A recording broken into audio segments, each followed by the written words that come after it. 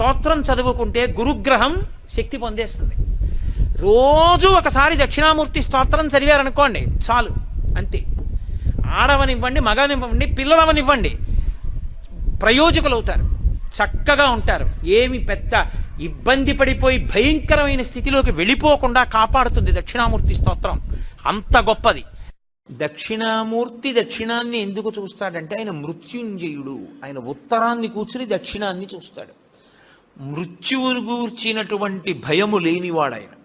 ఆయన పాదములు పట్టుకుంటే మృత్యుభీతి పోతుంది, భయం పోతుంది. అందుకే దక్షిణామూర్తి స్వరూపం అసలు సమస్త ఐశ్వర్యము దగ్గర నుండి, చదువుల దగ్గర నుండి, మోక్షము వరకు దక్షిణామూర్తి ఇవ్వలేనటువంటిది లోకమునందు లేనే లేదు.